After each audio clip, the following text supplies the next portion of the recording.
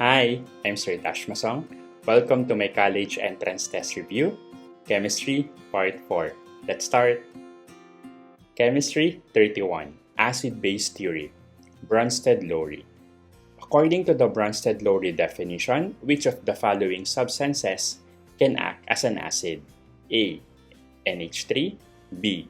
HCl, C. NaOH, or D. NaCl.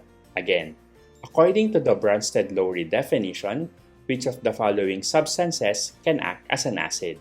A. NH3, B. HCl, C. NaOH, or D. NaCl. Pause this video and try to answer it on your own. Go! Alright, the correct answer is letter B, HCl, o yung hydrochloric acid. Let's recall yung Bronsted-Lowry, According to the Bronsted-Lowry definition, it states that an acid is any substance that donates H+ ion to another substance.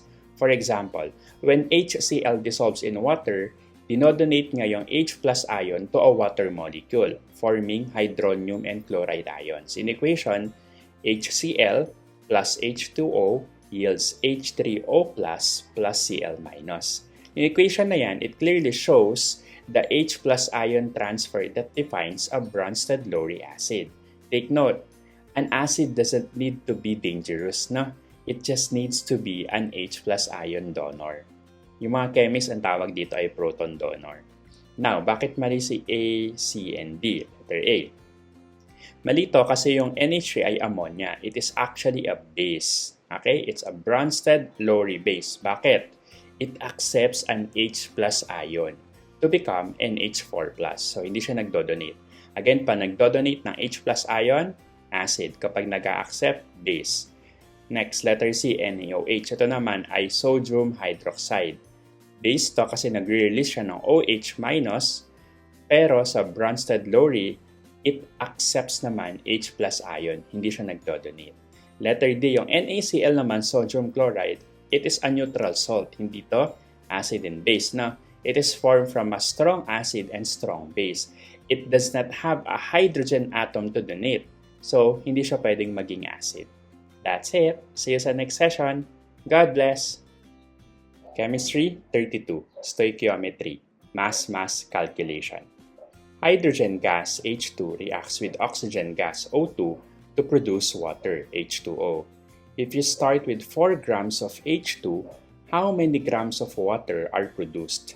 Molar masses, H equals 1 gram per mole, O equals 16 grams per mole. A. For the reaction, you have 2H2 plus O2 yields 2H2O. A. 36 grams, B. 18 grams, C. 4 grams, or D. 72 grams. Again, hydrogen gas H2 reacts with oxygen gas O2 to produce water H2O. If you start with 4 grams of H2, how many grams of water are produced? For the molar masses, H equals 1 gram per mole, O equals 16 grams per mole. For the reaction, 2H2 plus O2 yields 2H2O. A. 36 grams, B. 18 grams, C. 4 grams, or D. 72 grams. Pause this video and try to solve it on your own. Go! Alright, the correct answer is letter A, 36 grams. Sir, nakalimutan na yung stoichiometry. I-recall natin. Yung stoichiometry ay yung math ng chemistry. It uses the balance equation to convert between amounts of substances. For example, dito. Ang technique dito, of course, first, i-convert natin yung given mass ng H2. So, you have 4 grams ng H2. Tama? I-convert natin yung 2 moles by dividing by its molar mass. So, ang H2 ay 2 grams per mole. Bakit? Kasi ang molar mass ng H ay 1 gram per mole. So, ang H2, 2 grams per mole. So, from there, you will have 2 moles ng H2. Next, look at the balance equation. According to the balance equation, tignan nyo maigi, yung 2 moles ng H2 produce exactly 2 moles of H2O, a perfect 1:1 ratio. So, madali na lang. Ito na. Finally, convert na natin itong 2 moles ng water sa grams naman. How? By multiplying by water smaller mass. Sir, wala yung water smaller mass. Madali lang yon. Binigay yung molar mass ni H sa ni O. So, ang water ay H2O. So, dalawang H plus isang O. So, that is 2 plus 16, you have 18 grams per mole. So, multiply mo sa 2 moles ng water. So, you have 36 grams. That's it. See you sa next session. Pwede mong i-replay itong video na to kung nalilito ka pa sa stoichiometry. That's it. See you sa next session. God bless. Chemistry 33. Chemical equilibrium. Le Chatelier's principle. So, French po ito. Consider the equilibrium reaction. N2 gas plus 3H2 gas is in equilibrium with 2NH3 gas plus heat. If the pressure of the system is increased by compressing the gas into a smaller volume, which way will the equilibrium shift? A. Toward the reactants, left. B. Toward the products, right. C. No shift will occur. Or D. The reaction will stop completely. Again, consider the equilibrium reaction. N2 gas plus 3H2 gas is in equilibrium with 2NH3 gas plus heat. If the pressure of the system is increased by compressing the gas into a smaller volume, which way will the equilibrium shift? A. Toward the reactants, left. B. Toward the products, right. C. No shift will occur. Or D.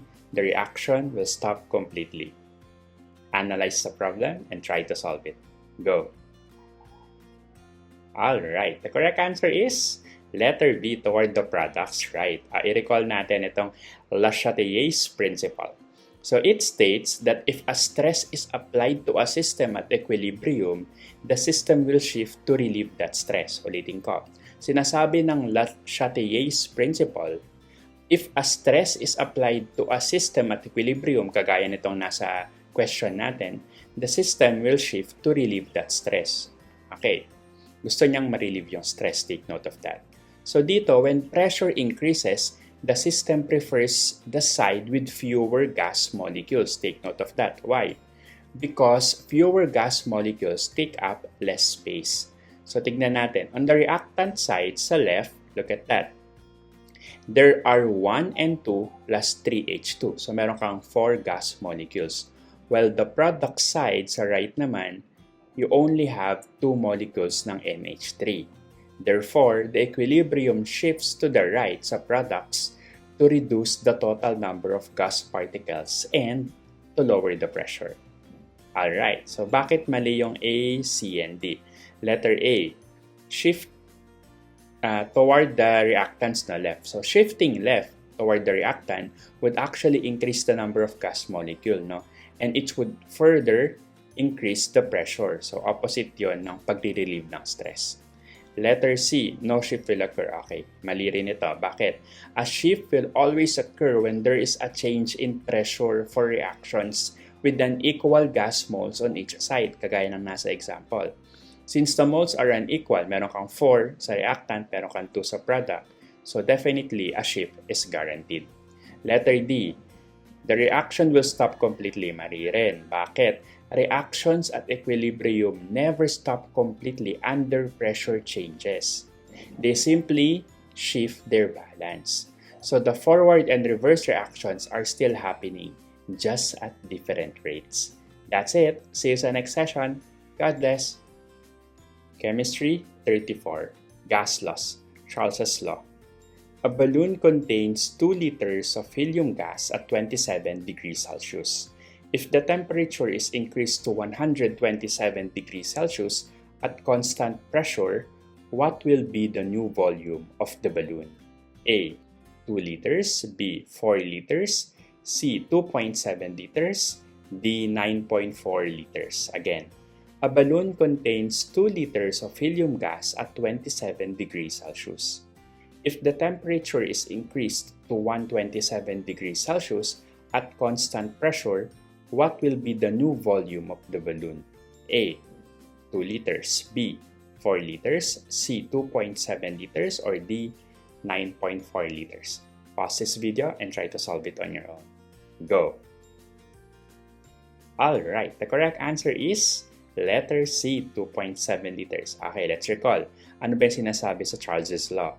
It states that for a fixed amount of gas at constant pressure, the volume is directly proportional sa absolute temperature measured in Kelvin. Take note of that. Muli, yung volume directly proportional sa absolute temperature measured in Kelvin. So the first step to do it, kailangan i-convert natin yung temperature from degrees Celsius to Kelvin. So we can use the formula.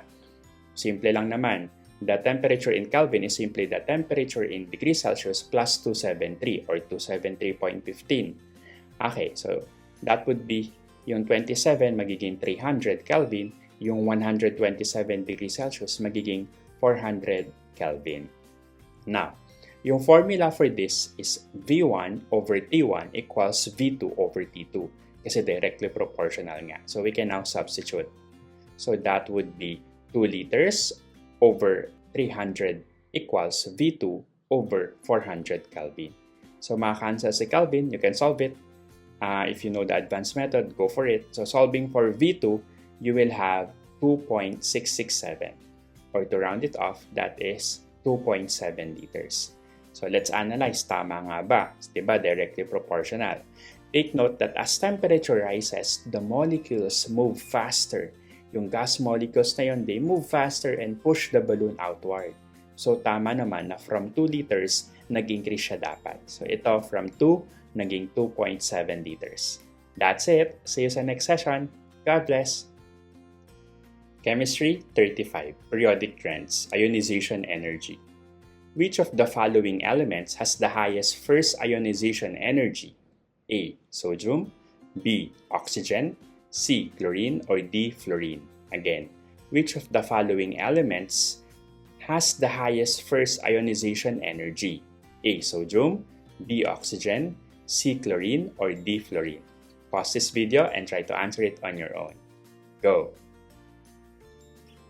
Alright, the correct answer is letter D. Fluorine. I-recall natin yung ionization energy. Yung ionization energy ay yung energy required to remove the outermost electron from a neutral atom in the gas phase. So, I hope naalala nyo pa yung trend natin. Itong energy na to nag-i-increase as you move from left to right across a period. Bakit? Kasi yung nucleus, it gets more positive and pulls electrons tighter. Again, from left to right across a period, nag-i-increase. Then, pababa naman, sa group, it decreases as you move down a group. Bakit naman? Kasi the electrons are farther from the nucleus. Again, as you move down a group, nagdi-decrease ito. Okay, let's analyze now. Yung fluorine, nasan ba siya nakalagay sa periodic table sa yung location niya?